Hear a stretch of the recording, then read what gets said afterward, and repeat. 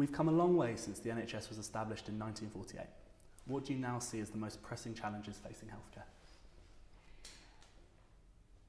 There are a lot of pressing challenges facing the National Health Service at the moment in the UK, a lot of which are arising out of the demands upon it.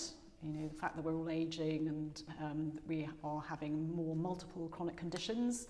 We have greater expectations. There's more risk factors: obesity, smoking, substance abuse.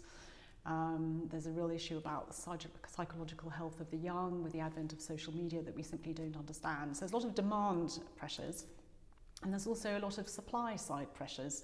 By that I mean how healthcare is going to change with respect to technology, how healthcare is provided, whether we have the right staff to carry out all the tasks that are needed.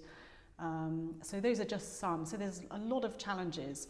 And then the other big challenges, of course, is in a publicly funded health care system such as we have in the UK NHS, is how is the decision making on that system going to be optimised to cope with the masses of future pressures upon it of the type that I was just mentioning and that we have been discussing here today in Green Templeton College. So a lot of challenges coming out of everywhere, and the question I think on the table is how, given this complexity, how can the healthcare system prepare itself better than it has done in the past for this dynamic, complex, synergizing, reinforcing, confusing set of forces that's going to be upon it. Thank you. And leading on from that, what about social care? Well, obviously social care is part of the care universe. The kinds of pressures of older people, many more older people with multiple chronic conditions, many more needs, dementia, for example, can only grow in future. How we care for individuals so that they are maximising their lives and living a healthy, happy life is a big issue. How to pay for social care is a massive issue.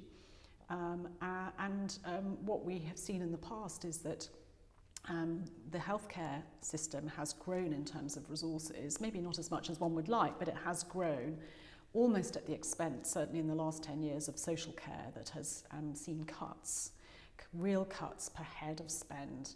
So we now have at least 500,000 people who would have received social care had 2010 funding applied now. So how we are going to cope with that is going to be a very big issue, and there are very similar pressures on health and care in its widest sense. Thank you.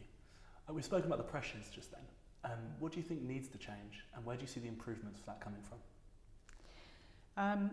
Well, one of the things that does need to change is the way that decision making is made for the health and care system, so that it is much more prepared for these complex changes upon it in future. In particular, the synergy of pressure on immigration, pressure on the disease and risk factors and ageing population as described, and huge pressures coming from the wealth of technology that's coming our way.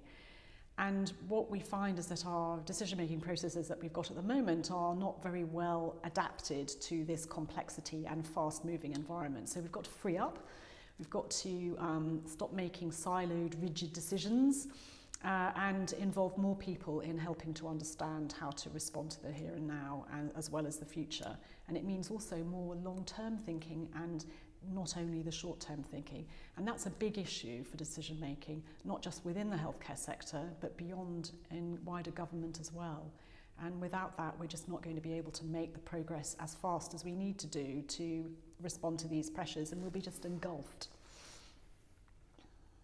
Looking slightly beyond the UK now, what sustainability efforts have you been impressed by from other health systems worldwide? Well, I'm very interested in how countries look at the future and the kinds of resources they've put into understanding the future, and then the way they've woven a future's intelligence into today's decision making. And I think Singapore is a very good example of that. Canada has made some very good strides, the Netherlands as well. But actually, this is a paradox. The countries that I also admire are some countries where they've had very slow decision making. They haven't had a boom and bust of massive reform plans. They haven't had the boom and bust of big changes in funding cycles. And they've just been kind of steady as she goes. And countries like Germany, like Switzerland, for example, where things don't move particularly fast, have actually acted on the one hand to protect the health system from massive turbulence, which is what we faced in the UK with a very highly politicised system. But on the other hand, maybe they haven't moved as fast as they could do because of the kinds of sort of protective processes they have to make. So I think we have to, in the UK, can learn from stability and incrementalism. And maybe they can learn from some of the exhilaration that comes from more big bang reform of the type we've had in this country, for example, in 91 and in 2012 rather. Finally, I wanted to ask you about the work of the Health Foundation. You've recently unveiled the Shaping Health Futures initiative. What do you see as the priorities of that programme, and what do you hope will come of it? So the objective of this programme is quite specific, and that is to help the National Health Service become better prepared for the future, to understand future trends and to try to be able to weave that into today's decision making.